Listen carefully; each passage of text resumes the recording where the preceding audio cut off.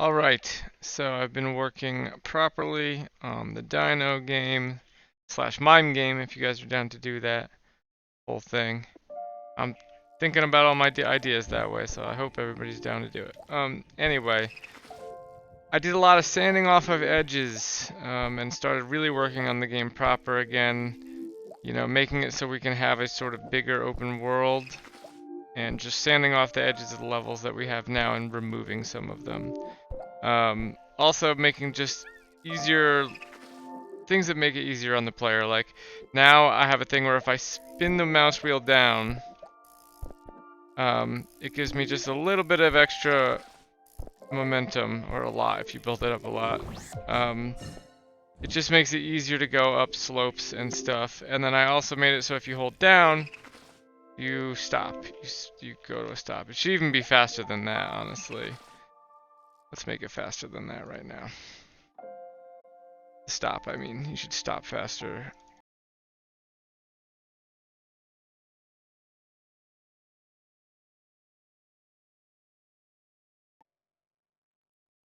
Twice as fast. Stop in 2 frames. Not 4. 2 frames. 2 frames. Anyway. So yeah, I did that, and then I'll just go through and show. So I cut a lot of levels in favor of something that I think will be more tutorializing to how all the mechanics work together.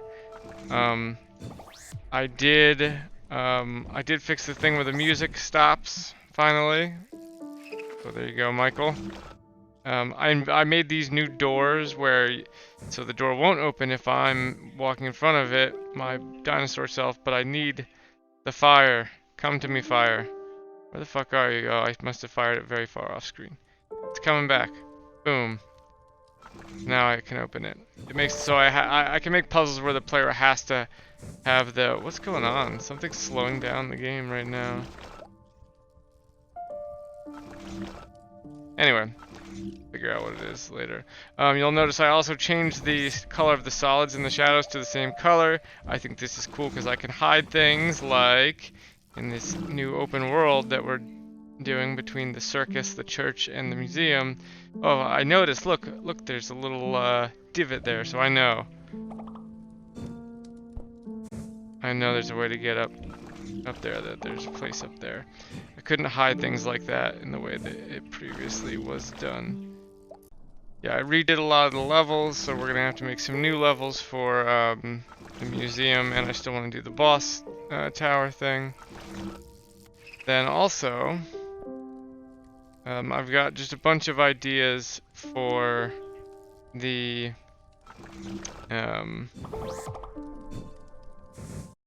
new areas. Let's go through the levels real quick. So all these levels I cut entirely. I thought they were redundant or not good or don't work as well with the changes I made to the movement. These ones I will revamp, and these ones I kept and already revamped. So this one stayed the same. This one changed to not have a cannon in it because I thought that was one too many things for the player to learn that early. Portal stuff is mostly the same. I think the portal stuff was good. This level I made way easier. I changed the spikes to be these little guys. I think they look cool. And the castle was feeling lonely, so I made little dudes with little eyeballs, and maybe they'll look like the eyeball of the dead T-Rex or something like that. Who knows?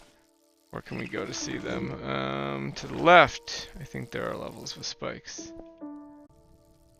I, for the first time, did a brand new level, other than the stairs prototype that I started, which I actually changed into something a little different. I'll show that maybe next time. But so yeah, the spikes are these little glowing energy guys now. That I like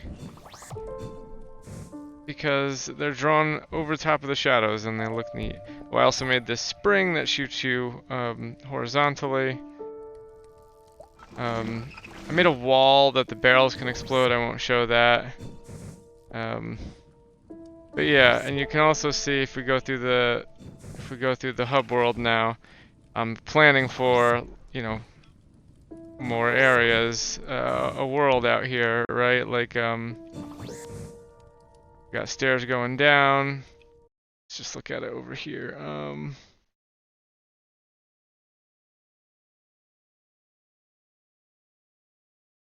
So, there'll be an area over here, an area down here. Secret area up here. That's that area I was alluding to before. Maybe the exit out is out here, and that will lead you to the church. And what was the other one? The circus. I was thinking maybe the church could be a totally interconnected thing, like not like a hub world with levels like this, and then maybe the circus is just totally linear, basically just a trek from left to right or right to left, who knows. I also thought at the circus there might be other little mimes, I guess, on unicycles that are like little ghost mimes, and they can interact with other physics objects, but if they touch the player, they sort of like poof away. What else? What else? What else? I'll just remind you of the mechanics I'm thinking of for the other areas. So for the church, it's like you are you can go to little fountains that turn the dinosaur or mime or whatever player character red or blue. Then there's red or blue stained glass that casts, like the shadows do, but it's solid to you if you're the same color, and if you're not, you can pass through. Or maybe if you're the same color, you can pass through. Yeah, that's probably what it is. Same color you pass through, opposite color is solid to you, right? So there'll be puzzles all built around that and navigating that space.